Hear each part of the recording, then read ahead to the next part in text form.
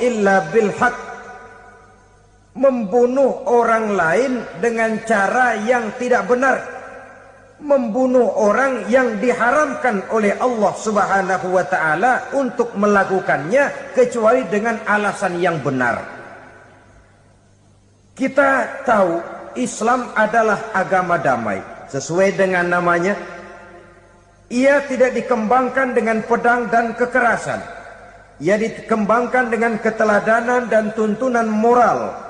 Oleh karena Islam bukan agama kekerasan, Islam pun tidak mementingkan dan mengajarkan kekerasan kecuali dengan alasan yang benar dan bisa dipertanggungjawabkan. Membunuh dengan sengaja, menghilangkan nyawa orang lain tanpa alasan yang bisa dibenarkan adalah merupakan dosa besar dan satu di antara 7 perkara yang bisa mendatangkan kerusakan dalam kehidupan dan yang hendaknya harus kita jauhi. Saudara-saudara kaum muslimin rahimakumullah, beberapa waktu yang lalu di sebuah kota kecil yang indah bernama New Auckland. Saudara tahu New Auckland? Itu dari Gunung Kidul masih ngidul lagi.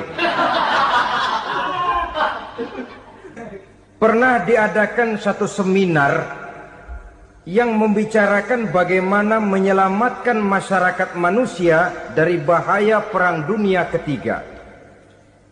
Diperkirakan kalau terjadi Perang Dunia Ketiga, manusia tidak akan tersisa. Sebab apa? Pada waktu itu cadangan nuklir yang dimiliki oleh bersama Amerika dan Rusia konon sudah sanggup memusnahkan 6 miliar manusia pada saat jumlah manusia baru 5 miliar. Jadi kelebihan nuklir dunia ini. Kalau terjadi Perang Dunia Ketiga, sulit manusia untuk tersisa. Maka dibahaslah di dalam seminar itu, wah, supaya tidak terjadi Perang Dunia Ketiga, maka perlombaan membuat senjata-senjata canggih, alat-alat pembunuh modern harus segera dibatasi. Dibahas, tidak mungkin kita membatasi perlombaan membuat senjata. Kenapa? Makin maju ilmu dan teknologi, makin canggih senjata yang ditemukan.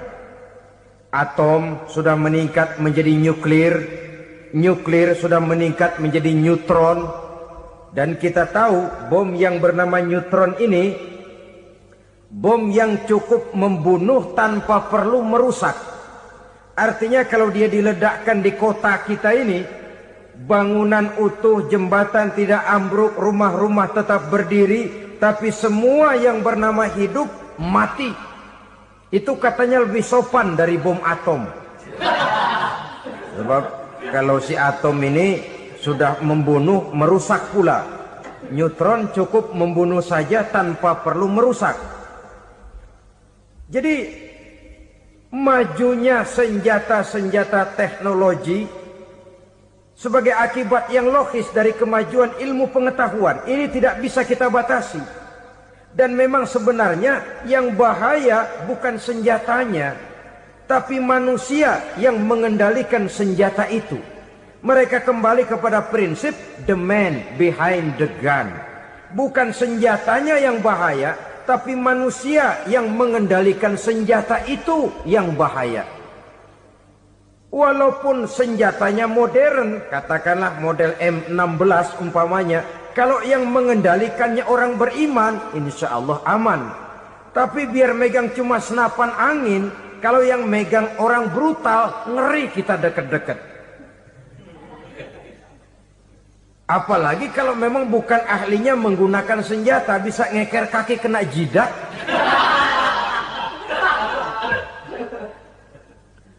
Mereka kembali kepada prinsip lama yang tetap baru, bukan senjatanya yang harus dibatasi, manusia yang mengendalikan senjata itu yang perlu dibicarakan. Nah, kalau begitu agar manusia tidak mempergunakan senjata sewenang-wenang, apa yang harus kita lakukan? Ya, manusianya harus bermoral. Ya, tapi moral yang mana? Di dunia ini banyak ajaran tentang moral. Itu pun mudah saja.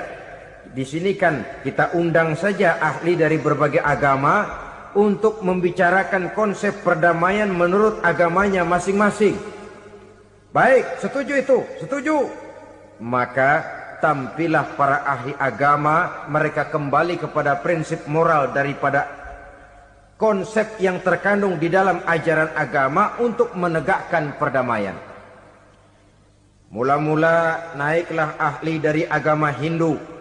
Dibacakan konsep perdamaian menurut ajaran agama Hindu, bahwa untuk damai manusia harus meninggalkan nafsu keduniaannya, menempuh samsara dan sebagainya untuk mencapai nirwana, menjauhi kemegahan dan kemewahan dunia.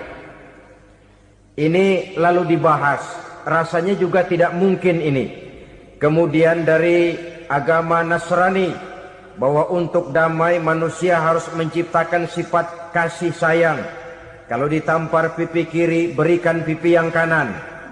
Kalau diberikan selendang, berikan baju. Nanti orang kasihan, lalu dia tidak akan nampar lagi. Ketika ini dibahas, ternyata rasanya pun tidak mungkin bisa diterima. Karena apa? Di zaman sekarang orang ditampar pipi kiri, dikasih pipi kanan. Bukan kasihan, gemes. Damai belum tentu, bonyok udah jelas.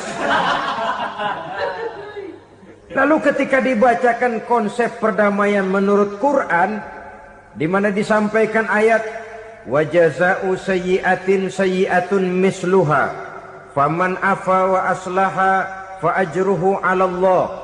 Balasan terhadap satu kejahatan adalah kejahatan yang seimbang. Tetapi barang siapa yang memberi maaf dan mencari jalan damai, itulah yang terbaik dan akan mendapat pahala dari Allah Subhanahu wa ta'ala. Kamu tidak salah ditampar pipi kirimu, tampar lagi pipi kirinya sekeras dia menampar pipi kirimu. Nanti orang tidak mau menampar kita karena dia tahu kalau dia tampar kita, dia akan menderita tamparan sekeras dia menampar kita. Akan terjadilah prinsip saling hormat menghormati, tidak saling ganggu, tidak saling usil, tidak saling jahil.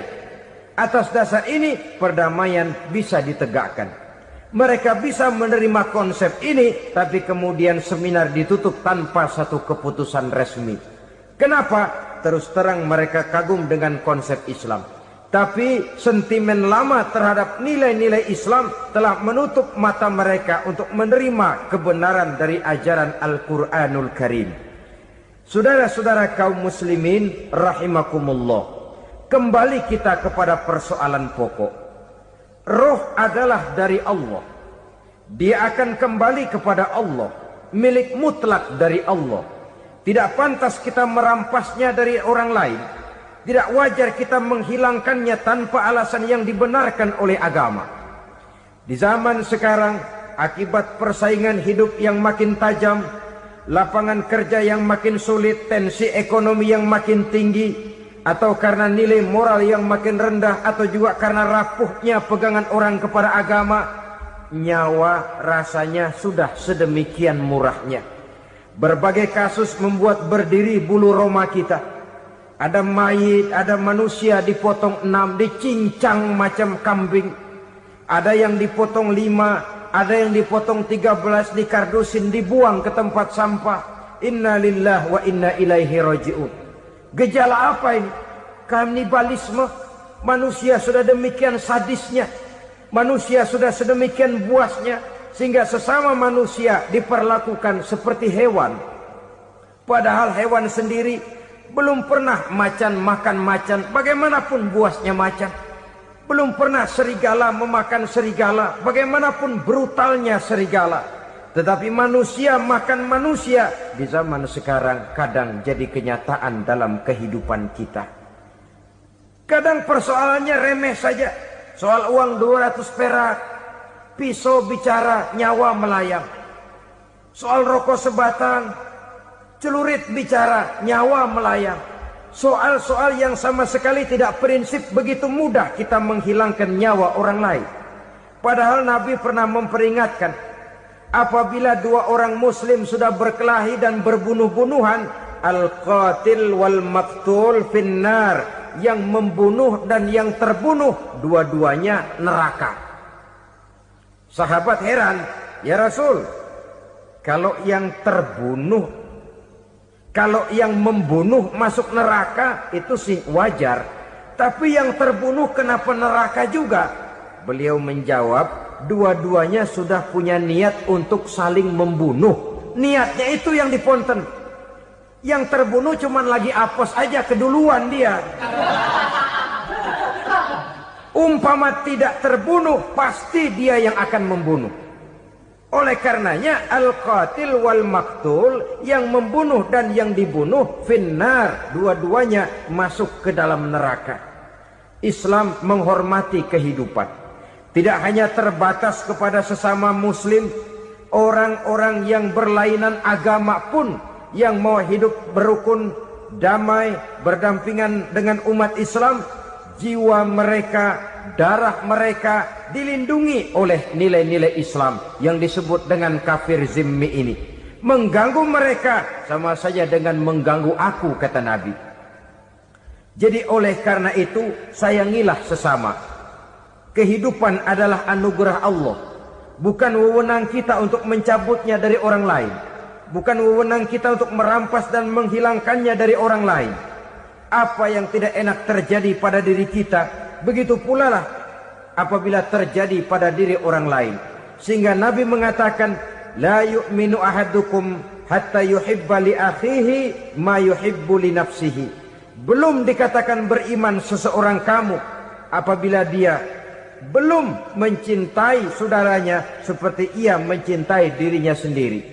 Apa yang enak dirasakan oleh orang lain, enak juga dirasakan oleh dia. Mengukur orang lain dengan diri sendiri. Kalau orang lain tanpa salah saya fitnah, kalau saya tanpa salah difitnah orang, enak apa enggak? Enggak, orang lain juga begitu. Kalau orang lain tanpa salah saya tempeleng kepalanya, enak apa tidak? Tidak. Orang lain juga begitu. Yang tidak enak terjadi pada diri kita, tentu tidak enak juga kalau terjadi pada orang lain. Mengukur orang lain dengan diri sendiri, sehingga tidak timbul sifat egois, tidak menari di atas bangkai orang lain, tidak mendirikan kebahagiaan di atas untayan air mata orang lain. Sehingga dengan demikian saudara-saudara, dia bisa menghormati kehidupan, menghormati orang lain sebagaimana dia ingin dihormati. Untuk menghancurkan nilai-nilai iman, dibanjiri kita dengan paham-paham yang merusak dan mendangkalkan akidah. Baik ia bernama materialisme, baik ia bernama sekularisme, baik ia bernama banjirnya maksiat dan munkarat, baik ia bernama banjirnya peradaban dan kebudayaan yang menghancurkan moral daripada anak-anak kita, sedikit demi sedikit melenturkan dan melunturkan nilai-nilai keimanan kita, untuk kemudian pada waktunya nilai iman itu akan bertukar dan setelah kita mendengarkan tausiah yang sangat luar biasa dari guru kita. Sekarang mari kita lanjutkan aktivitas kita masing-masing. Semoga tausiah yang beliau sampaikan kepada kita semua menjadi ilmu yang bermanfaat dalam kehidupan kita sehari-hari.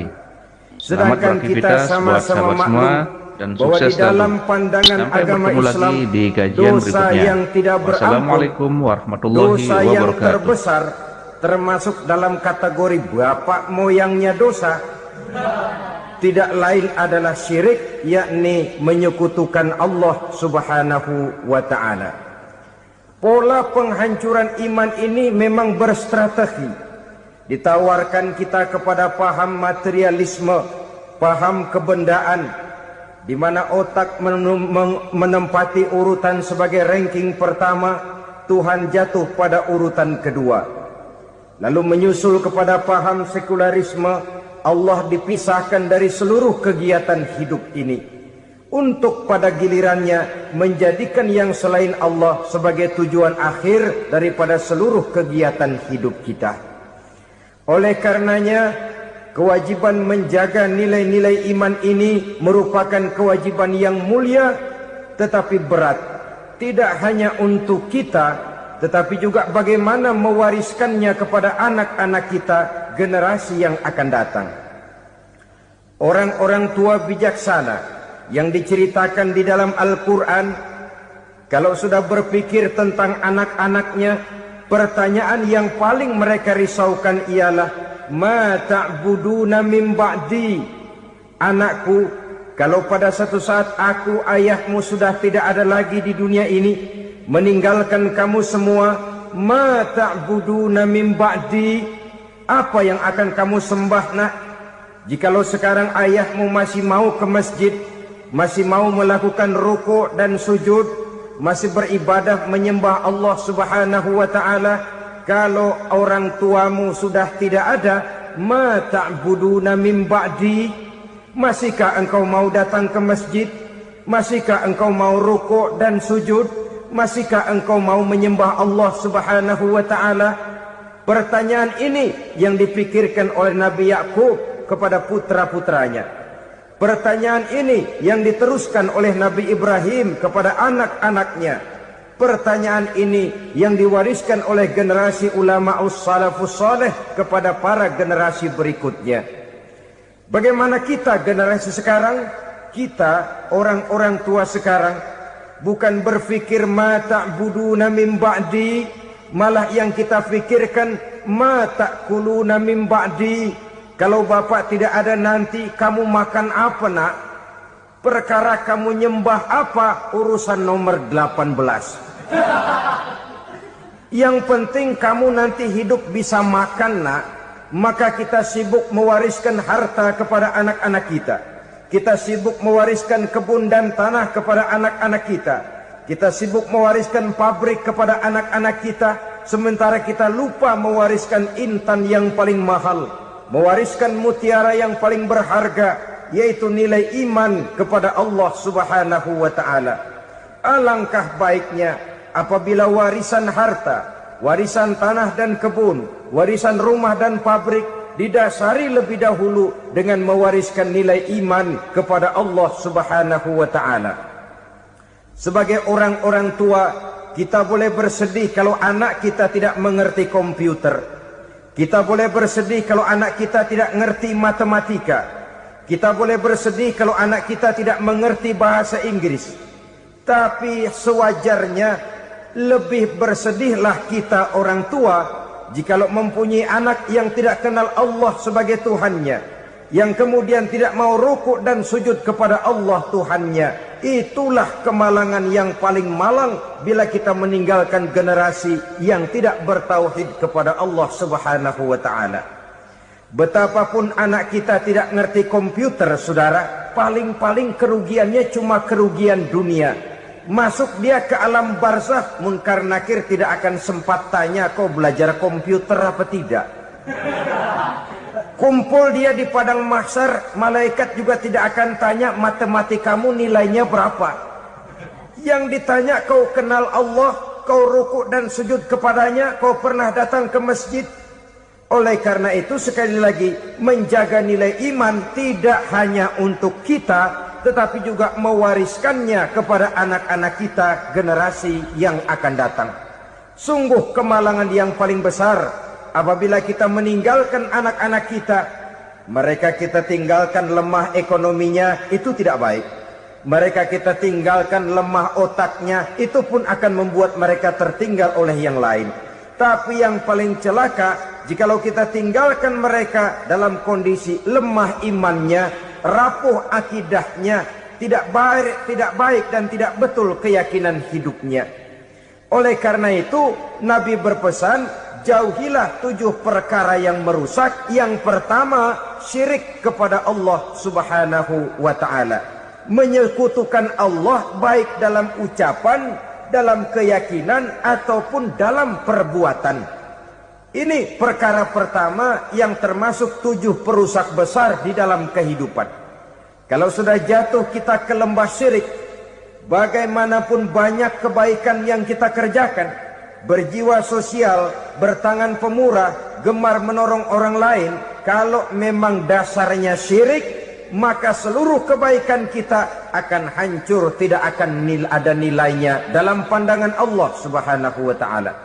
Dalam pandangan manusia, mungkin kita dicatat sebagai orang sosial, gemar menolong orang lain, tidak berpangku tangan melihat orang yang mendapat kesulitan, tapi oleh karena dasarnya syirik, dasarnya tidak mentauhidkan Allah, maka seluruh nilai kebaikan yang kita kerjakan tidak akan ada nilainya dalam pandangan Allah Subhanahu wa ta'ala.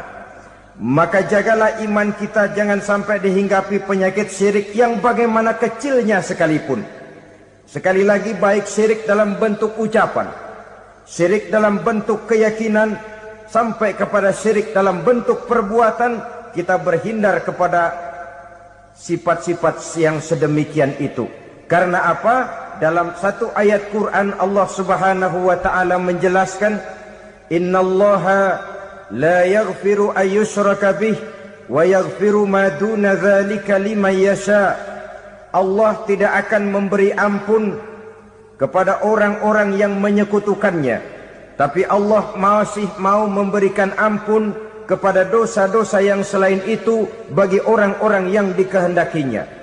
Dosa selain syirik, apabila kita bertaubat, Allah masih mau mengampuni. Tapi kalau sudah jatuh ke tempat syirik, itu sudah dosa yang tidak berampun. Taubatnya tidak lain melepas syirik, kembali kepada tauhid, berkeyakinan bahwa hanya ada Allah Subhanahu wa ta'ala, Tuhan satu-satunya yang lam yalid walam yulad walam yakul lahu kufuwan ahad. Tidak beranak, tidak pula diperanakkan, dan tidak satupun yang dapat menyerupai Tuhan Allah Subhanahu wa ta'ala. Saudara-saudara kaum muslimin rahimakumullah, bahwa kita di zaman sekarang memang tidak menyembah berhala, ya. Bahwa kita tidak berterang-terangan mengatakan Tuhan lebih dari satu, memang. Bahwa kita tidak berkeyakinan Tuhan itu punya anak atau diperanakkan, tentu. Tapi dalam perbuatan dan i'tiqad, kita kadang-kadang jatuh tanpa kita sadari ke tempat yang bernama syirik ini.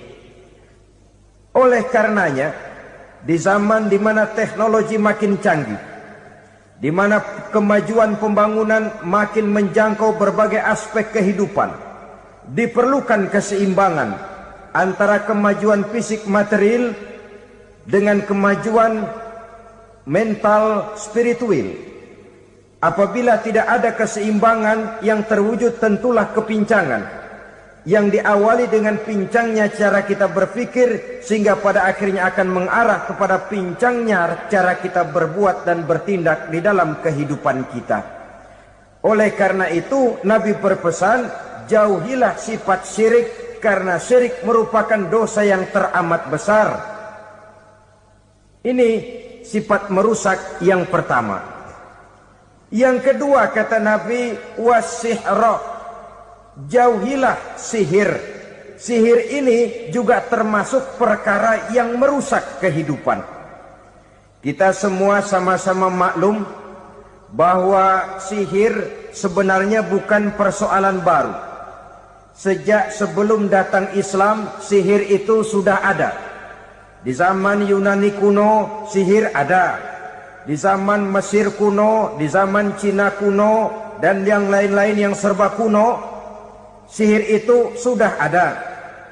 Bahkan para nabi pun, para rasul yang diutus oleh Allah Subhanahu wa ta'ala, senantiasa berhadapan dengan ahli-ahli sihir untuk menguji kebenaran dari misi yang mereka bawa.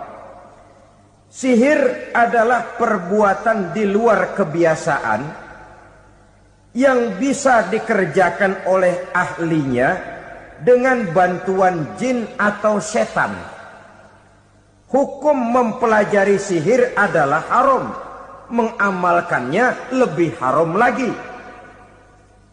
Sebab itu saudara-saudara, sihir merupakan perbuatan merusak yang harus kita jauhi.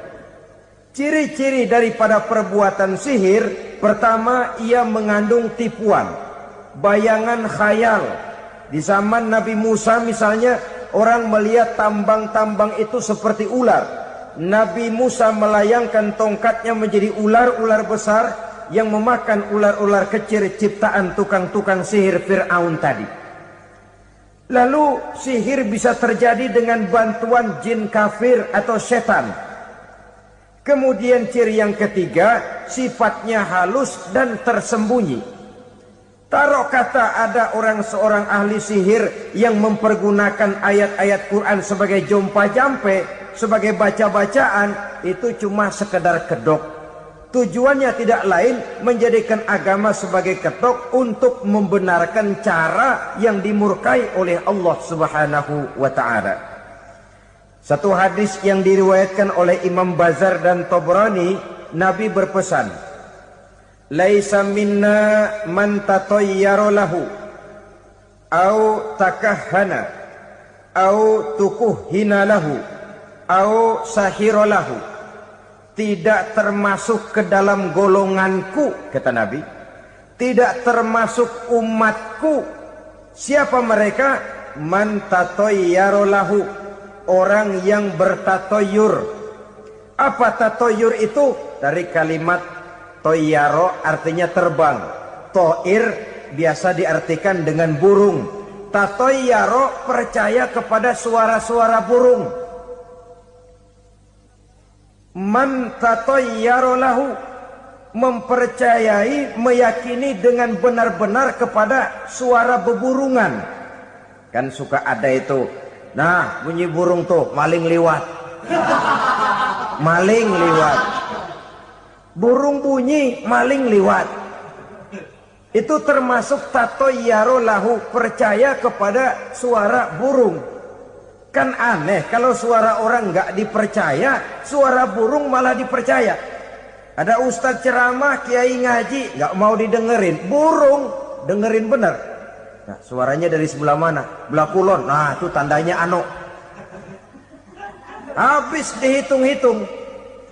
Itu termasuk tatayyara lahu.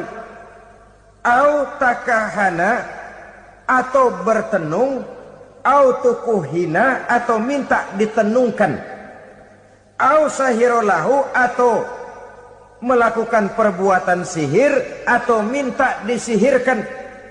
Laisa minna, tidak termasuk ke dalam golonganku, kata Nabi. Sehingga dengan demikian saudara-saudara, menghadapi sihir dengan sihir sekalipun termasuk perbuatan yang tidak diajarkan oleh agama. Kita kan mempelajari sihir untuk jaga diri. Tidak apa-apa, yang dilarang mengamalkannya, dilarang juga mempelajarinya. Sebab orang kalau sudah mengetahui, biasanya lalu terangsang untuk mencoba. Kalau percobaannya berhasil, biasanya terangsang untuk coba lagi dan coba lagi. Pada akhirnya ketagihan, lalu beralih menjadi profesi, apalagi itu nanti bisa mendatangkan hasil uang. Saudara-saudara kaum muslimin rahimakumullah, kita manusia makhluk nyata. Kita hidup di alam nyata, terikat oleh sunnatullah, causality. Oleh karenanya, bagi kita keyakinan yang penuh, keikhlasan di dalam bertuhankan Allah, penyerahan diri sepenuhnya hanya kepadanya, itu sudah merupakan obat penangkal yang sangat ampuh agar kita tidak terkena penyakit-penyakit yang dibuat oleh setan dan para pembantunya. Sehingga beberapa ayat Quran mengajarkan, misalnya a'udzu bikalimatillahi tammati min syarri ma khalaq, atau bismillazi la yadurru ma'asmihi syai'un fil ardi wala fis sama, dengan menyebut nama Allah yang tidak bisa mendatangkan bahaya sedikit pun, dari baik yang datang dari langit maupun yang datang dari bumi. Jiwa yang kosong dari keyakinan yang penuh kepada Allah, jiwa yang penuh was-was dan ragu-ragu, itu yang mudah terserang oleh penyakit-penyakit yang dikerjakan oleh para tukang-tukang sihir, yaitu oleh setan dan seluruh para pembantunya. Kemudian hadis kedua yang diriwayatkan oleh Imam Ibnu Hibban, Nabi bersabda, la yadkhulul jannata mudminu khamrin wala mu'minu bisihrin wala qati'u rahmin. Tidak masuk surga. Ini Nabi yang bilang, tidak masuk surga Siapa itu? Pertama, mudminu khamrin, orang yang berkekalan dalam mabuk. Selalu mudminun itu sudah menjadi perbuatan rutinnya, tidak kapok-kapoknya, teler seumur hidup. Mudminu khamrin, tidak masuk surga orang yang selalu bermabuk-mabukan. Yang kedua, wala mu'minu bisihrin, orang mukmin tapi main sihir. Ini juga oleh Nabi diperingatkan, tidak akan masuk surga orang mukmin tapi suka main sihir. Wala qati'ur rahmin, dan tidak juga orang yang memutuskan silaturahmi. 3 macam manusia yang diperingatkan Nabi tidak akan masuk surga: orang yang selalu mabuk, orang mukmin yang main sihir, dan orang yang memutuskan silaturahmi. Saudara-saudara kaum muslimin rahimakumullah. Lalu orang berkata, kenapa dilarang kita bersihir padahal Rasul sendiri kan punya mukjizat? Nah, kita memang harus membedakan antara mukjizat dengan sihir. Dalam kehidupan agama kita kenal ada yang namanya mukjizat, ada yang namanya karomah atau keramat biasa diucapkan, ada yang namanya maunah, ada yang namanya irhas, ada juga yang namanya sihir. Kesemuanya ini berbeda, saudara-saudara.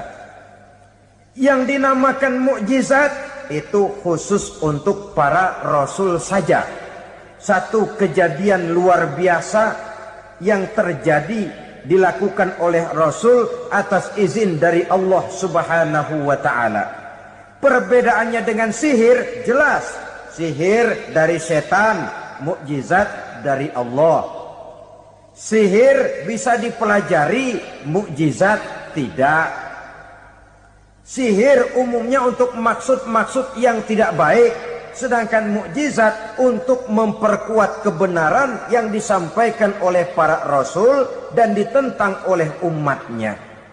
Bahkan kafir Quraisy dahulu menganggap orang-orang ahli sihir itu berada dalam satu posisi yang hina, sehingga mereka mengatakan dan menuduh Nabi Muhammad sebagai tukang sihir. Tuduhan sebagai tukang sihir adalah tuduhan yang sangat aib dan hina. Di tengah masyarakat kufar jahiliyah, kedudukan tukang sihir dipandang sebagai kedudukan yang hina, sehingga mereka mengejek Nabi dengan sebutan tukang sihir. Jadi mukjizat hanya untuk Rasul saja. Kemudian karomah. Karomah ini asal kata dari karoma, kehormatan, kemuliaan yang diberikan Allah kepada hamba-hambanya yang rajin mendekatkan diri kepadanya. Oleh karena ketekunannya melaksanakan ibadah, Allah memberikan keistimewaan kepada orang itu, yang dengan keistimewaannya dia bisa mengerjakan yang tidak bisa dikerjakan oleh orang lain. Karomah hanya bisa dicapai dengan prestasi ibadah. Kalau sihir, mau ibadah apa enggak, asal dia belajar, bersatu dan berteman dengan setan, memenuhi persyaratan-persyaratan setan, biasanya lalu bisa. Sedangkan karomah tidak mungkin terwujud tanpa orang mendekatkan diri sedekat-dekatnya kepada Allah Subhanahu wa ta'ala. Masya Allah, sangat luar biasa tausiah yang disampaikan oleh guru kita. Sahabat beriman yang dirahmati Allah, tetaplah di channel ini karena kajian ini belum selesai dan masih banyak lagi hal-hal menarik yang akan disampaikan oleh beliau. Mari kita lanjutkan kembali. Selamat mendengarkan. Maka kita lihat biasanya orang-orang yang punya ilmu sihir, mukanya rata-rata nggak enak dilihat. Kumuh, jauh dari air wudhu, jauh dari sujud kepada Allah, malah berteman dengan setan, menjadi pelayan-pelayannya setan. Saudara-saudara, adapun maunah, keistimewaan yang diberikan Allah kepada hamba-hambanya yang belum sampai kepada tingkat wali. Tapi orang itu lebih banyak kebaikannya daripada kesalahannya. Umpamanya, saudara jalan bertiga di pinggir jalan. Saudara ada pada posisi di tengah, lalu bertiga ini ketabrak mobil. Menurut perhitungan saudara mati lebih dahulu. Tapi terjadi hal yang aneh, dua teman saudara mati, saudara malah cuma luka dan lecet sedikit saja. Apa itu? Kalau kita lebih banyak kebaikannya daripada kesalahannya, itu yang dinamakan ma'unah, pertolongan yang diberikan Allah kepada hamba-hambanya yang lebih banyak kebaikannya daripada kesalahannya. Sedangkan yang dinamakan irhas, kejadian luar biasa pada diri seseorang pada waktu dia masih kecil, yang menunjukkan tanda-tanda keistimewaannya. Itu umumnya pada para nabi pada usia kecilnya sudah ada irhas, tanda-tanda istimewa. Jelas baik mukjizat, karomah, maunah maupun irhas berbeda dengan sihir. Sihir ini jelas saja merupakan bantuan dan persekutuan antara manusia dengan setan. Padahal setan, kata Allah dalam Al-Quran, innahu lakum aduwwum mubin, sesungguhnya setan bagi kamu adalah musuh yang sangat jelas. Saudara-saudara kaum muslimin rahimakumullah, di zaman sekarang dalam menghadapi beban kehidupan yang makin pelik, menghadapi stres yang tidak kunjung selesai, menghadapi persoalan-persoalan yang teramat berat, orang sering mencari jalan keluar kepada hal-hal yang menurut pendapatnya bisa meringankan beban moralnya itu. Pergilah dia mencari sesuatu yang dapat meringankan bebannya. Dan tidak jarang yang jatuh ke pangkuan tukang-tukang tenung, ke pangkuan tukang-tukang sihir, yang mereka itu oleh Quran dijelaskan kadzabal munajjimun walau sodaku. Tukang-tukang tenung, tukang-tukang sihir, mereka itu bohong walaupun benar. Maksudnya bohong walaupun benar, artinya kalau yang mereka kerjakan benar, itu sih kebenaran. Benar dengan kebenaran itu lain. Kebenaran, kebetulan bisa, tapi tidak untuk selalu. Apalagi kalau itu sudah membahayakan kehidupan orang lain. Jadi oleh karena itu Nabi berpesan, jauhilah daripada sihir. Kalau sudah jauhilah dari sihir, artinya ya jauhilah daripada mempelajarinya, jauhilah daripada bergaul dengan orang-orang yang ahli di bidang itu, karena dari pergaulan segalanya bisa menular. Baiklah saudara, ini yang kedua. Yang ketiga pesan Nabi, wa qatlan nafsil lati harramallahu illa bil haq, membunuh orang lain dengan cara yang tidak benar, membunuh orang yang diharamkan oleh Allah Subhanahu wa taala untuk melakukannya kecuali dengan alasan yang benar. Kita tahu Islam adalah agama damai, sesuai dengan namanya. Ia tidak dikembangkan dengan pedang dan kekerasan. Ia dikembangkan dengan keteladanan dan tuntunan moral. Oleh karena Islam bukan agama kekerasan, Islam pun tidak mementingkan dan mengajarkan kekerasan kecuali dengan alasan yang benar dan bisa dipertanggungjawabkan.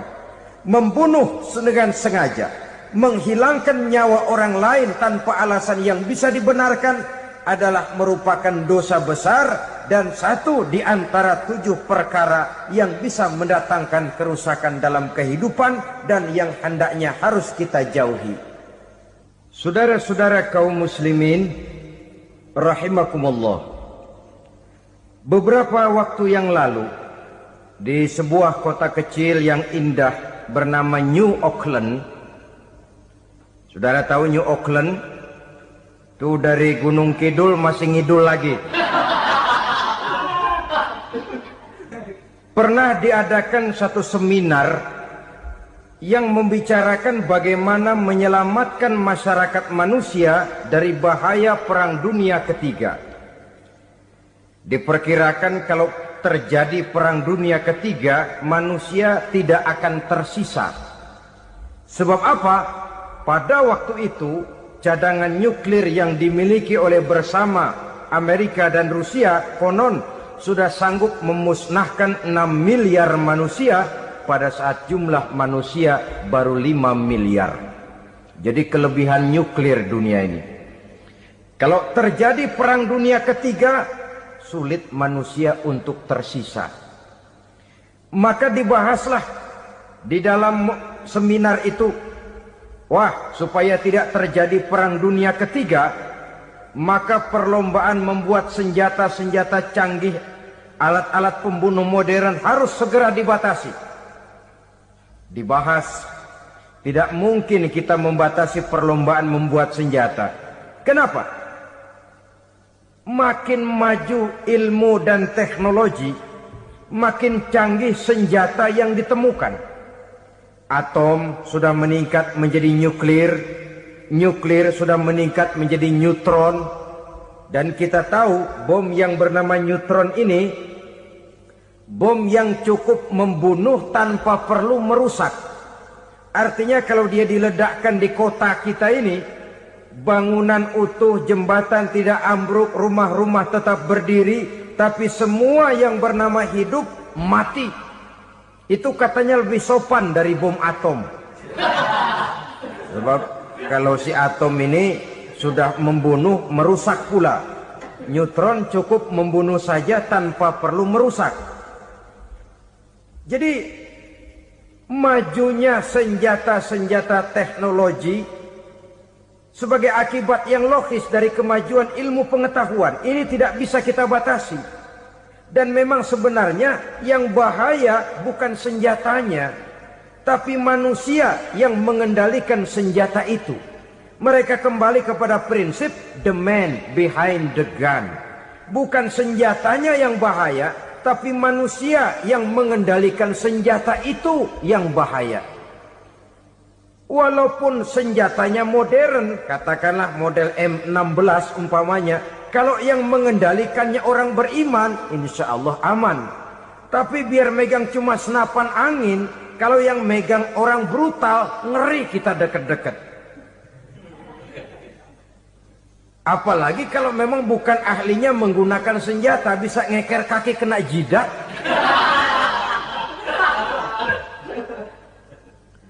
Mereka kembali kepada prinsip lama yang tetap baru, bukan senjatanya yang harus dibatasi, manusia yang mengendalikan senjata itu yang perlu dibicarakan. Nah, kalau begitu, agar manusia tidak mempergunakan senjata sewenang-wenang, apa yang harus kita lakukan?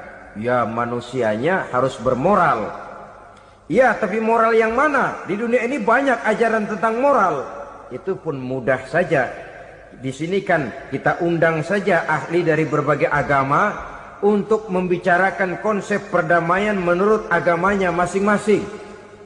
Baik, setuju itu, setuju. Maka tampillah para ahli agama, mereka kembali kepada prinsip moral daripada konsep yang terkandung di dalam ajaran agama untuk menegakkan perdamaian.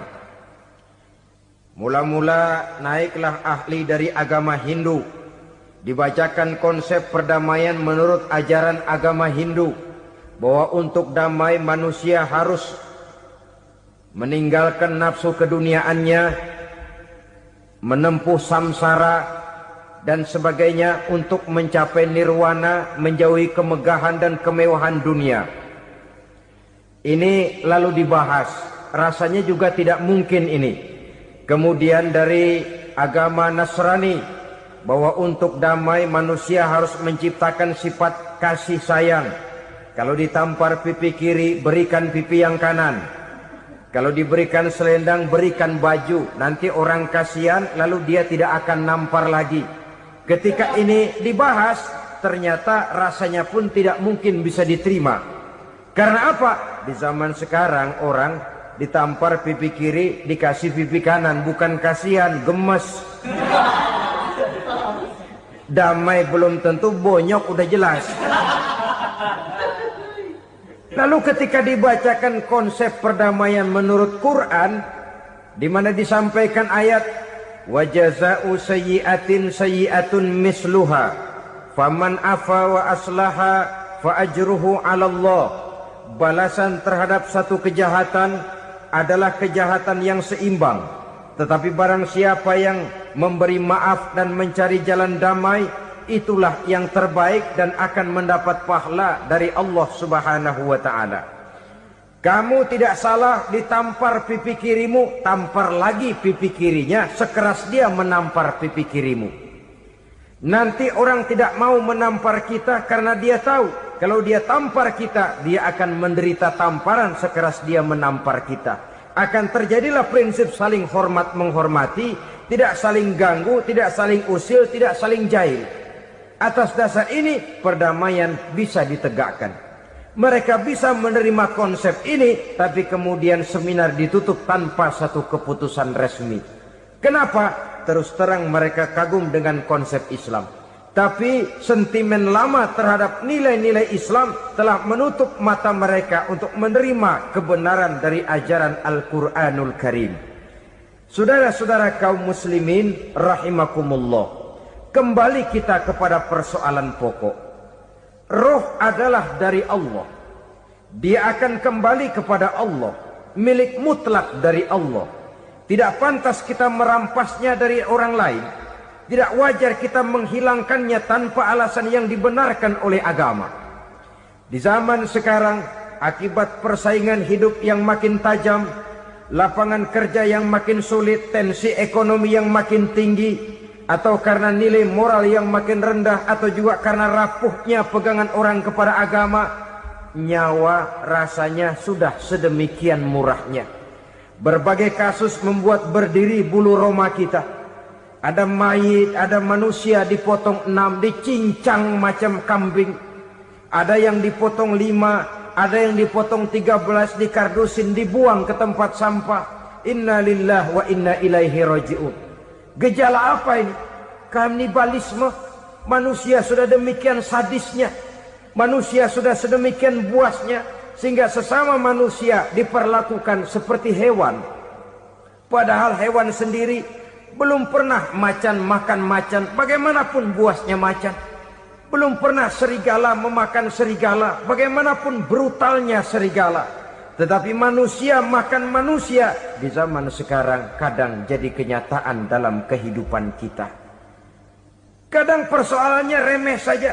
Soal uang 200 perak, pisau bicara, nyawa melayang. Soal rokok sebatang, celurit bicara, nyawa melayang. Soal-soal yang sama sekali tidak prinsip, begitu mudah kita menghilangkan nyawa orang lain. Padahal Nabi pernah memperingatkan, apabila dua orang muslim sudah berkelahi dan berbunuh-bunuhan, al-qatil wal maktul finnar, yang membunuh dan yang terbunuh dua-duanya neraka. Sahabat heran, ya Rasul, kalau yang terbunuh, kalau yang membunuh masuk neraka itu sih wajar, tapi yang terbunuh kenapa neraka juga? Beliau menjawab, dua-duanya sudah punya niat untuk saling membunuh. Niatnya itu yang diponten. Yang terbunuh cuman lagi apes aja, keduluan dia. Umpama tidak terbunuh, pasti dia yang akan membunuh. Oleh karenanya al-qatil wal maktul, yang membunuh dan yang dibunuh finnar, dua-duanya masuk ke dalam neraka. Islam menghormati kehidupan. Tidak hanya terbatas kepada sesama muslim, orang-orang yang berlainan agama pun yang mau hidup berukun, damai, berdampingan dengan umat Islam, jiwa mereka, darah mereka dilindungi oleh nilai-nilai Islam yang disebut dengan kafir zimmi ini. Mengganggu mereka sama saja dengan mengganggu aku, kata Nabi. Jadi oleh karena itu, sayangilah sesama. Kehidupan adalah anugerah Allah, bukan wewenang kita untuk mencabutnya dari orang lain. Bukan wewenang kita untuk merampas dan menghilangkannya dari orang lain. Apa yang tidak enak terjadi pada diri kita, begitu pula lah apabila terjadi pada diri orang lain. Sehingga Nabi mengatakan, la yu'minu ahadukum hatta yuhibba li akhihi ma yuhibbu li nafsihi. Belum dikatakan beriman seseorang kamu apabila dia belum mencintai saudaranya seperti ia mencintai dirinya sendiri. Apa yang enak dirasakan oleh orang lain, enak juga dirasakan oleh dia. Mengukur orang lain dengan diri sendiri. Kalau orang lain tanpa salah saya fitnah, kalau saya tanpa salah difitnah orang, enak apa enggak? Enggak, orang lain juga begitu. Kalau orang lain tanpa salah saya tempeleng kepalanya, enak apa tidak? Tidak. Orang lain juga begitu. Yang tidak enak terjadi pada diri kita, tentu tidak enak juga kalau terjadi pada orang lain. Mengukur orang lain dengan diri sendiri, sehingga tidak timbul sifat egois, tidak menari di atas bangkai orang lain, tidak mendirikan kebahagiaan di atas untayan air mata orang lain. Sehingga dengan demikian saudara-saudara, dia bisa menghormati kehidupan, menghormati orang lain sebagaimana dia ingin dihormati. Inilah perbuatan ketiga yang merusak, membunuh orang lain dengan yang diharamkan Allah tanpa alasan yang benar. Yang ketiga. Kemudian yang keempat, perbuatan merusak wa aklar riba, makan riba. Hidup adalah tolong menolong. Bahasa kerennya take and give katanya. Saling memberi dan saling menerima. Nabi mengajarkan, man kuraba kurbatan min kurabid dunya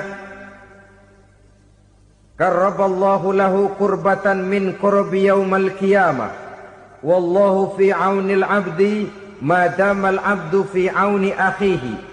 Siapa yang meringankan beban dari beban-beban yang derita seseorang di dalam kehidupan dunia, Allah akan meringankan bebannya daripada beban-beban yang harus dipikulnya di hari kiamat nanti. Wallahu fi aunil abdi madamal abdu fi auni akhihi. Allah senantiasa akan menolong seorang hamba selama hamba itu masih mau menolong saudaranya. Allah selalu akan menolong seorang hamba selama hamba itu masih mau menolong saudaranya. Apabila kita sudah berpangku tangan terhadap kesulitan orang lain, biasanya pun pada saat kita mendapat kesulitan, kita akan sulit juga memperoleh pertolongan. Nah, riba alias renten, kedoknya adalah menolong orang, tapi sama juga bulu buntutnya dilepas, palanya dicekek. Menolong orang pada akhirnya menjadi beban bagi seseorang. Dan memang mencari orang-orang yang berada dalam posisi kesulitan. Biasanya di daerah-daerah di mana musim paceklik, jadi lapangan kerja sulit, sedangkan urusan perut tidak bisa ditunda. Akhirnya orang terjebak ke dalam rentenir, ke dalam riba, ke dalam renten. Bunga berbunga, sehingga satu saat jumlah bunganya bisa lebih besar dari jumlah pinjaman pokoknya. Kemudian kalau juga ternyata tidak bisa dibayar, rumah jadi taruhan. Memang rumah satu-satunya, begitu rumah ditarik mulain camping. Bukankah pada akhirnya akan mewariskan kesengsaraan? Oleh karena itu, kepada kita berusahalah jangan berhubungan dengan rentenir, jangan makan renten dan riba. Kepada mereka yang melaksanakan riba, walaupun mendatangkan keuntungan materi, tapi percayalah harta yang didapat dengan jalan riba tidak akan membawa keberkahan.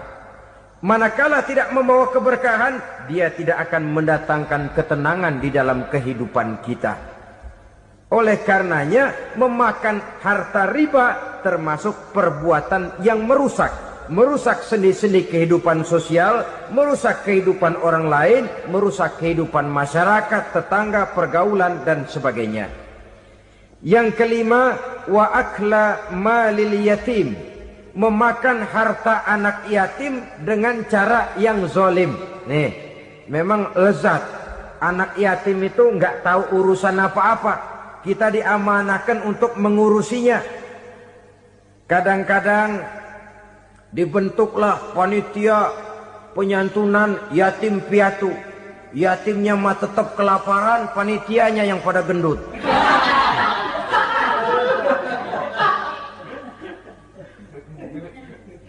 Padahal memakan harta anak yatim termasuk perbuatan dosa besar. Dan menjantuni yatim merupakan perbuatan mulia.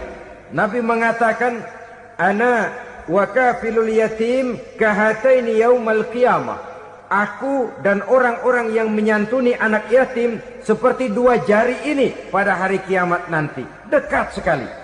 Jikalau ingin di hari akhir nanti dekat dengan Rasul, bersahabatlah dengan anak-anak yatim.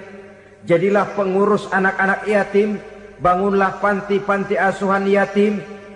Pada saat bapak ibunya meninggal, kitalah yang menjadi orang tuanya. Bahkan sedemikian besar perhatian Islam terhadap anak-anak yatim ini, sehingga Quran memberikan peringatan, ara'aital ladzi yukadzibu bid-din fadzalikal ladzi yad'ul yatim wa la yahuddu ala ta'amil miskin. Tahukah kamu siapa orang yang mendustakan agama? Beragama tapi dianggap dusta, solatnya dusta, puasanya dusta karena agamanya sudah berdusta. Siapa mereka? Fadzalikal ladzi yad'ul yatim, orang yang menyia-nyiakan anak yatim. Wala yahuddu ala ta'amil miskin, dan tidak pernah memberi makan kepada orang-orang yang menderita kemiskinan. Menyia-nyiakan, meninggalkan anak yatim termasuk perbuatan yang divonis kita sebagai orang yang mendustakan agama. Saudara-saudara kaum muslimin rahimakumullah, maka sangat dicela mengeksploitir anak-anak yatim, menjadikan mereka sebagai kedok untuk mencari kekayaan pribadi. Tetapi jikalau ikhlas, ganjarannya sangat besar. Nilai pahalanya sangat besar. Menyantuni yatim tidak hanya setahun sekali. Kalau Muharram pakai istilah lebaran yatim. Dibentuklah panitia, diberilah beras, uang 45.000 rupiah. Alhamdulillah. Tapi jangan lupa, si yatim tidak hidup cuma satu hari. Dia tidak hidup cuma di bulan Muharram saja. Dia hidup 12 bulan dalam setahun. Sebagaimana anak-anak yang lain, dia juga berhak punya masa depan. Dia juga berhak menikmati bangku sekolah. Dia berhak mengenyam arti dan makna pendidikan. Dia berhak membekali diri dengan ilmu dan pengetahuan seperti halnya anak-anak yang lain. Maka kita yang diberikan keluasan oleh Allah, ingatlah itu. Bersahabatlah dengan anak-anak yatim, santuni mereka. Perkara setahun sekali di bulan Muharram, alhamdulillah, itu bagus bin Thayyib alias baik. Tapi tentu dan tentu sekali lagi, si yatim tidak hanya hidup di bulan Muharram. Dia hidup 12 bulan dalam setahun, 24 jam di dalam sehari. Oleh karenanya, menyia-nyiakan mereka pada saat posisi kita memang mampu, akan memojokkan kita dalam satu posisi di mana kita dianggap sebagai orang yang mendustakan agama. Memakan harta anak yatim dengan cara yang zolim. Bapaknya udah meninggal, kebunnya lebar, anaknya dikelecehin. Nah, dah kamu gak usah pusing, nanti saya yang ngurus. Akhirnya bukan ngurus, nguras. Si yatim mungkin tidak tahu bahwa dia disia-siakan, haknya diambil, miliknya dizolimi. Tapi Allah yang akan membalasnya dengan seadil-adilnya. Maka makan harta anak yatim biasanya balasannya tokcer bin paten. Nggak banyak selang tempo itu, nggak percaya cobain dah. Nyobain aja kan nggak bayar, umpama. Memakan harta anak yatim dengan cara yang zolim, ganjarannya biasanya kontan. Kenapa? Ratapan si miskin, untayan air matanya, jeritan kepedihan hatinya, membuka pintu langit, permohonannya diijabah, getaran hatinya didengarkan oleh Allah, maka balasannya biasanya kontan, spontan, tidak menunggu waktu terlalu lama. Itu di dunia, belum lagi di akhirat nanti. Bukankah dalam riwayat Mi'raj diceritakan Nabi melihat di neraka itu orang perutnya sebesar rumah. La haula wala quwata. Itu perut kayak rumah, bagaimana jalannya tuh orang? Dan memang gak jalan, diseret-seret oleh malaikat di neraka itu. Hancur perutnya, amburadul itu perut. Berantakan isinya, dibulatkan lagi, diseret lagi, hancur lagi, dibulatkan lagi. Sampai Nabi tanya, orang itu begitu berat siksanya kenapa ya Jibril? Itu Muhammad, waktu di dunia dulu rakus banget makan harta anak yatim. Begitu vonisnya, begitu menyedihkan nasibnya di akhirat. Tapi di dunia pun ketidakberkahan itu sudah membayangi kehidupannya. Oleh karena itu, kepada saudara-saudara yang mendapat titipan anak yatim, berbahagialah, karena semulia-mulia rumah adalah rumah yang di dalamnya ada anak yatim yang disantuni.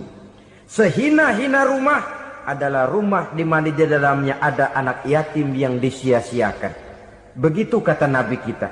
Rumah yang paling mulia dalam pandangan Allah, rumah yang di dalamnya ada anak yatim yang disantuni. Rumah yang paling hina dalam pandangan Allah, rumah yang di dalamnya ada anak yatim yang nasibnya disia-siakan. Berbahagialah saudara apabila menjadi penyantun anak-anak yatim, pelindung mereka, sehingga mereka mempunyai masa depan sebagaimana anak-anak lainnya. Rasulullah sendiri sedemikian peka terhadap keadaan anak-anak yatim, karena beliau sendiri memang mengalami. Umur 6 bulan dalam kandungan ibu, beliau sudah ditinggalkan oleh ayahnya. Pada saat berusia 6 tahun, ibu sudah meninggal. Yatim piatu dalam usia di mana beliau sedang perlu belas kasih seorang ibu dan pengertian seorang bapa. Kepekaan itu lalu timbul, bahkan kemudian sampai kepada beliau berkata, aku dan orang yang menyantuni anak yatim seperti jari tengah dan jari telunjuk di hari akhirat nanti. Sedemikian dekatnya. Baiklah ya, jadi yang kelima, memakan harta anak yatim. Jauhi, karena ini perbuatan yang merusak. Yang keenam, watawalli yaumaz zahfi, melarikan diri pada hari pertempuran. Apa ini? Khianat. Tidak konsekuen dengan konsep perjuangan. Pada mulanya keras benar teriak, berantas korupsi, ganyang korupsi. Cuma karena belum dapat giliran. Begitu dia naik dapat kesempatan, korupsinya lebih edan dari yang diteriakinya. Ini termasuk tawalli yaumaz zahfi, berpaling pada hari peperangan. Di saat menghadapi musuh, kalau belum kelihatan musuh, teriaknya nyaring bener. Jangan takut, demi kebenaran sampai titik darah yang paling penghabisan. Musuh belum kelihatan. Begitu musuh sudah kelihatan, paling dulu lari ke belakang. Kalau diajak berjuang ada saja alasannya. Sehingga Quran memberikan peringatan kepada kita semua. Mengapa kamu ini berat? Kalau sudah diajak berjuang di jalan Allah, kakimu seperti terhunjam berakar di perut bumi. Berat untuk melangkah berjuang. Lari dari pertempuran tidak konsekuen dengan konsepsi perjuangan. Mau enaknya saja. Dalam kondisi yang sulit lalu berpangku tangan. Ini termasuk ciri munafik yang di dalam Al-Quran disindir dengan bahasa kullama adha'a lahum masyaufi wa iza azlama alaihim qamu. Waktu terang mereka jalan, giliran gelap mereka mandek. Artinya, maksudnya, kalau giliran ada untungnya aja, rame-rame teriak Islam. Tapi begitu diminta berjuang, dituntut berkorban, rame-rame mundur. Waktu dilihat di Islam ada untungnya, rame-rame teriak Islam. Pak, saya Islam banget, Pak. KTP saya Islam, Pak. Pokoknya Islam banget dah. Tapi ketika diminta berjuang, dituntut sedikit berkorban, rame-rame mengundurkan diri. Tahun 65 PKI berontak. Waduh, waktu itu jadi orang Islam untung itu. Nggak dikejar-kejar, aman. Masjid rame, mobil-mobil mewah parkir di depan musola dan masjid. Kenapa? Waktu itu asal udah ke masjid aman. Islam selamat, untung. Tapi begitu keadaan aman, yang parkir di musola sepeda butut melulu.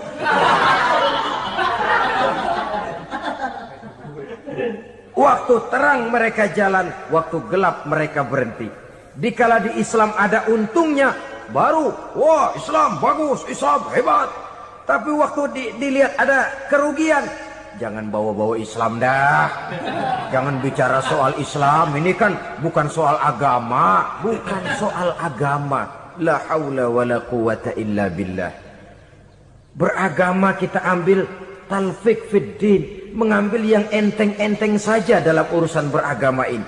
Tidak konsekuen kita dengan Islam kita. Seolah kita mau memilih mana yang terasa cocok sama selera kita, kita teriak Islam. Beratan aja dikit, rame-rame berpaling. Itu termasuk tawalli yaumaz zahfi. Para pengkhianat, mental-mental hipokrit. Alhamdulillahirrabbilalamin. Demikianlah tausiah penuh ilmu, hikmah, dan manfaat yang sudah kita dengarkan bersama dari guru kita. Semoga tausiah yang beliau sampaikan kepada kita semua menjadi ilmu yang bermanfaat dalam kehidupan kita sehari-hari. Sahabat beriman yang dimuliakan Allah, terima kasih banyak sudah menyimak kajian ini sampai selesai. Doa dan harapan saya, semoga sahabat semua selalu diberikan kesehatan, dimudahkan segala urusannya, dan dilancarkan rezekinya. Amin ya rabbal alamin. Demikian yang dapat saya bagikan, kurang lebihnya mohon maaf. Sampai bertemu lagi di kajian berikutnya. Wabillahi taufiq wal hidayah. Wassalamualaikum warahmatullahi wabarakatuh. Setelah kita mendengarkan tausiah yang sangat luar biasa dari guru kita, sekarang mari kita lanjutkan aktivitas kita masing-masing. Semoga kajian yang beliau sampaikan kepada kita semua menjadi ilmu yang bermanfaat dalam kehidupan kita sehari-hari. Dan semoga kita bisa istiqomah dalam mengamalkannya. Amin ya rabbal alamin. Selamat beraktivitas buat sahabat semua dan sukses selalu. Sampai bertemu lagi di video berikutnya. Wassalamualaikum warahmatullahi wabarakatuh. Bismillahirrahmanirrahim. Assalamualaikum warahmatullahi wabarakatuh. Alhamdulillahirrabbilalamin. Wassalatu wassalamu ala ashrafil anbiya'i wal mursalin Sayyidina Muhammadin wa ala alihi wa sahbihi ajma'in, amma ba'du. Sahabat beriman yang dimuliakan Allah, syukur alhamdulillah kita bertemu lagi di channel ini. Pada kesempatan yang berbahagia ini, mari sejenak kita luangkan waktu kita untuk bersama-sama menyimak tausiah yang sangat luar biasa yang akan disampaikan oleh guru kita. Tentunya banyak sekali ilmu, hikmah, dan manfaat yang bisa kita jadikan pelajaran dalam kehidupan kita sehari-hari. Penasaran siapa beliau? Mari kita simak bersama. Selamat mendengarkan. Wa qatlan nafsil lati harramallahu illa bil haq. Membunuh orang lain dengan cara yang tidak benar. Membunuh orang yang diharamkan oleh Allah Subhanahu wa taala untuk melakukannya kecuali dengan alasan yang benar. Kita tahu Islam adalah agama damai. Sesuai dengan namanya, ia tidak dikembangkan dengan pedang dan kekerasan. Ia dikembangkan dengan keteladanan dan tuntunan moral. Oleh karena Islam bukan agama kekerasan, Islam pun tidak mementingkan dan mengajarkan kekerasan kecuali dengan alasan yang benar dan bisa dipertanggungjawabkan. Membunuh dengan sengaja, menghilangkan nyawa orang lain tanpa alasan yang bisa dibenarkan adalah merupakan dosa besar dan satu di antara 7 perkara yang bisa mendatangkan kerusakan dalam kehidupan dan yang hendaknya harus kita jauhi.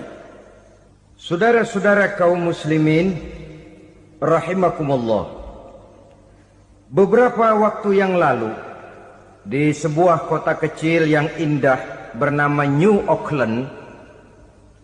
Saudara tahu New Auckland?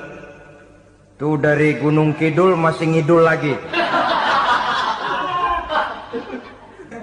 Pernah diadakan satu seminar yang membicarakan bagaimana menyelamatkan masyarakat manusia dari bahaya Perang Dunia Ketiga. Diperkirakan kalau terjadi Perang Dunia Ketiga, manusia tidak akan tersisa. Sebab apa? Pada waktu itu, cadangan nuklir yang dimiliki oleh bersama Amerika dan Rusia konon sudah sanggup memusnahkan 6 miliar manusia pada saat jumlah manusia baru 5 miliar. Jadi kelebihan nuklir dunia ini. Kalau terjadi Perang Dunia Ketiga, sulit manusia untuk tersisa. Maka dibahaslah di dalam seminar itu, wah, supaya tidak terjadi Perang Dunia Ketiga, maka perlombaan membuat senjata-senjata canggih, alat-alat pembunuh modern harus segera dibatasi. Dibahas, tidak mungkin kita membatasi perlombaan membuat senjata. Kenapa? Makin maju ilmu dan teknologi, makin canggih senjata yang ditemukan. Atom sudah meningkat menjadi nuklir, nuklir sudah meningkat menjadi neutron, dan kita tahu bom yang bernama neutron ini bom yang cukup membunuh tanpa perlu merusak. Artinya kalau dia diledakkan di kota kita ini, bangunan utuh, jembatan tidak ambruk, rumah-rumah tetap berdiri, tapi semua yang bernama hidup mati. Itu katanya lebih sopan dari bom atom. Sebab kalau si atom ini sudah membunuh, merusak pula. Neutron cukup membunuh saja tanpa perlu merusak. Jadi majunya senjata-senjata teknologi sebagai akibat yang logis dari kemajuan ilmu pengetahuan ini tidak bisa kita batasi. Dan memang sebenarnya yang bahaya bukan senjatanya, tapi manusia yang mengendalikan senjata itu. Mereka kembali kepada prinsip the man behind the gun. Bukan senjatanya yang bahaya, tapi manusia yang mengendalikan senjata itu yang bahaya. Walaupun senjatanya modern, katakanlah model M16 umpamanya, kalau yang mengendalikannya orang beriman, insya Allah aman. Tapi biar megang cuma senapan angin, kalau yang megang orang brutal, ngeri kita deket-deket. Apalagi kalau memang bukan ahlinya menggunakan senjata, bisa ngeker kaki kena jidat.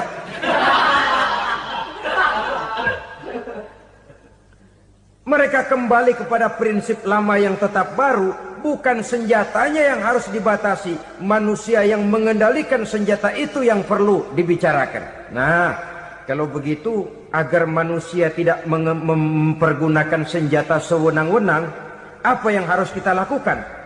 Ya, manusianya harus bermoral. Ya, tapi moral yang mana? Di dunia ini banyak ajaran tentang moral. Itu pun mudah saja.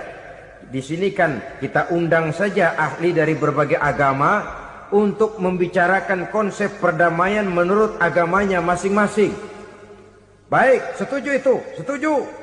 Maka tampillah para ahli agama, mereka kembali kepada prinsip moral daripada konsep yang terkandung di dalam ajaran agama untuk menegakkan perdamaian. Mula-mula naiklah ahli dari agama Hindu, dibacakan konsep perdamaian menurut ajaran agama Hindu, bahwa untuk damai manusia harus meninggalkan nafsu keduniaannya, menempuh samsara dan sebagainya untuk mencapai nirwana, menjauhi kemegahan dan kemewahan dunia. Ini lalu dibahas, rasanya juga tidak mungkin ini. Kemudian dari agama Nasrani, bahwa untuk damai manusia harus menciptakan sifat kasih sayang, Kalau ditampar pipi kiri, berikan pipi yang kanan. Kalau diberikan selendang, berikan baju. Nanti orang kasihan, lalu dia tidak akan nampar lagi. Ketika ini dibahas, ternyata rasanya pun tidak mungkin bisa diterima. Karena apa? Di zaman sekarang orang ditampar pipi kiri, dikasih pipi kanan. Bukan kasihan, gemes. Damai belum tentu, bonyok udah jelas. Lalu ketika dibacakan konsep perdamaian menurut Quran, di mana disampaikan ayat wa jazaa'u sayyi'atin sayyi'atun misluha faman afa wa aslaha fa ajruhu 'ala Allah. Balasan terhadap satu kejahatan adalah kejahatan yang seimbang. Tetapi barang siapa yang memberi maaf dan mencari jalan damai, itulah yang terbaik dan akan mendapat pahala dari Allah Subhanahu wa ta'ala. Kamu tidak salah ditampar pipi kirimu, tampar lagi pipi kirinya sekeras dia menampar pipi kirimu. Nanti orang tidak mau menampar kita karena dia tahu kalau dia tampar kita, dia akan menderita tamparan sekeras dia menampar kita. Akan terjadilah prinsip saling hormat menghormati, tidak saling ganggu, tidak saling usil, tidak saling jahil. Atas dasar ini perdamaian bisa ditegakkan. Mereka bisa menerima konsep ini, tapi kemudian seminar ditutup tanpa satu keputusan resmi. Kenapa? Terus terang mereka kagum dengan konsep Islam.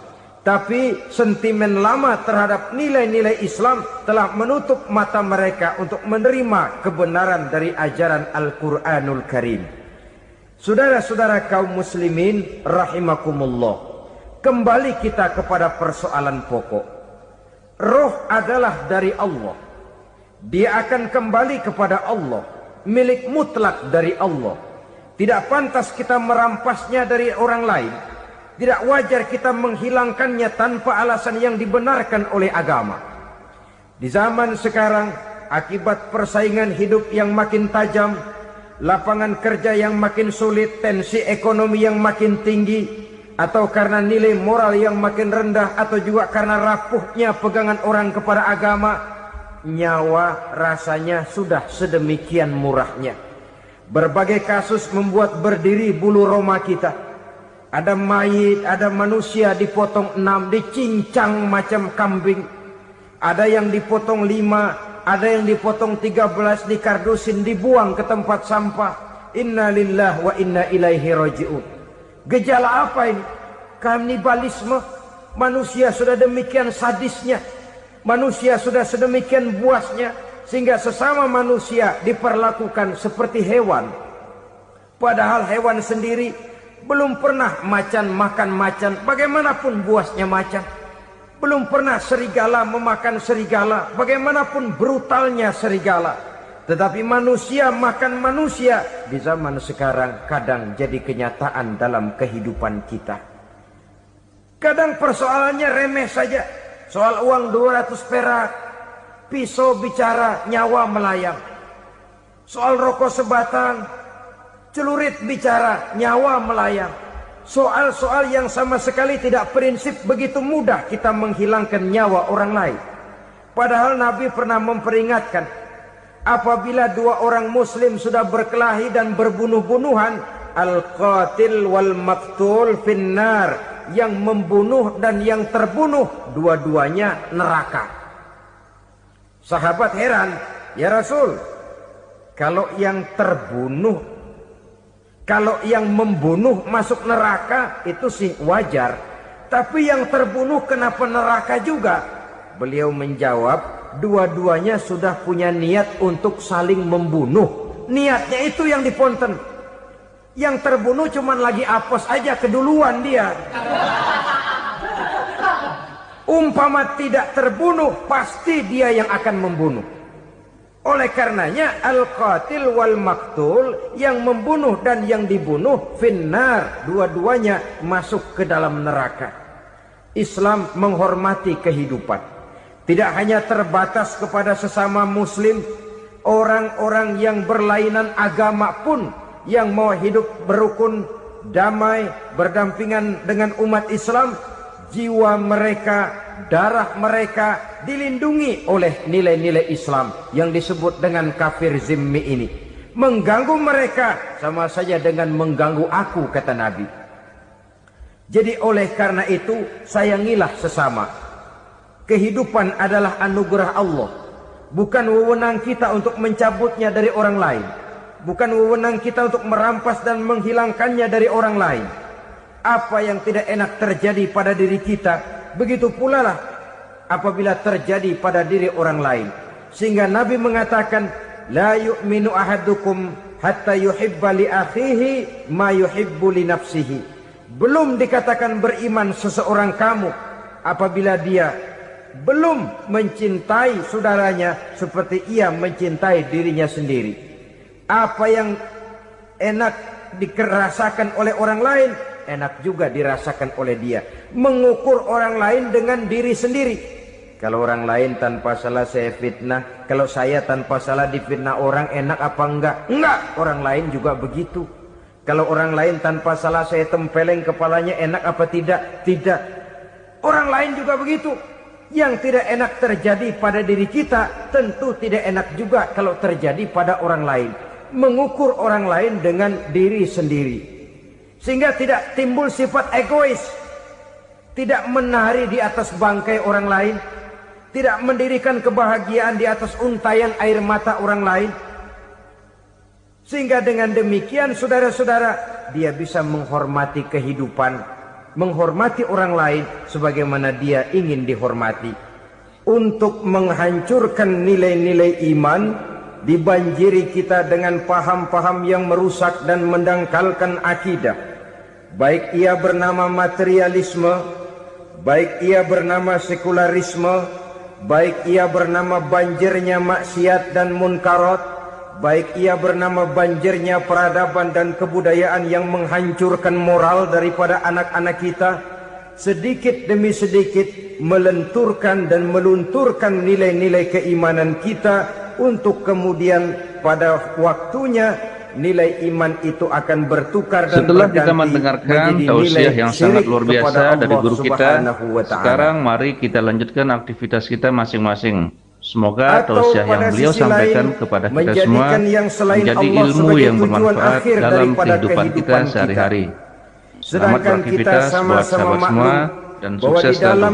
Sampai bertemu lagi di kajian berikutnya. Wassalamualaikum warahmatullahi wabarakatuh. Dosa yang terbesar termasuk dalam kategori bapak moyangnya dosa, tidak lain adalah syirik, yakni menyekutukan Allah Subhanahu wa ta'ala. Pola penghancuran iman ini memang berstrategi. Ditawarkan kita kepada paham materialisme, paham kebendaan, di mana otak menempati urutan sebagai ranking pertama, Tuhan jatuh pada urutan kedua. Lalu menyusul kepada paham sekularisme, Allah dipisahkan dari seluruh kegiatan hidup ini, untuk pada gilirannya menjadikan yang selain Allah sebagai tujuan akhir daripada seluruh kegiatan hidup kita. Oleh karenanya, kewajiban menjaga nilai-nilai iman ini merupakan kewajiban yang mulia tetapi berat. Tidak hanya untuk kita, tetapi juga bagaimana mewariskannya kepada anak-anak kita, generasi yang akan datang. Orang-orang tua bijaksana yang diceritakan di dalam Al-Quran, kalau sudah berpikir tentang anak-anaknya, pertanyaan yang paling mereka risaukan ialah, ma ta'buduna min ba'di. Anakku, kalau pada satu saat aku, ayahmu sudah tidak ada lagi di dunia ini, meninggalkan kamu semua, ma ta'buduna min ba'di, apa yang akan kamu sembah nak? Jikalau sekarang ayahmu masih mau ke masjid, masih mau melakukan rukuk dan sujud, masih beribadah menyembah Allah Subhanahu wa ta'ala, kalau orang tuamu sudah tidak ada, ma ta'buduna min ba'di, masihkah engkau mau datang ke masjid? Masihkah engkau mau rukuk dan sujud? Masihkah engkau mau menyembah Allah Subhanahu wa ta'ala? Pertanyaan ini yang dipikirkan oleh Nabi Yakub kepada putra-putra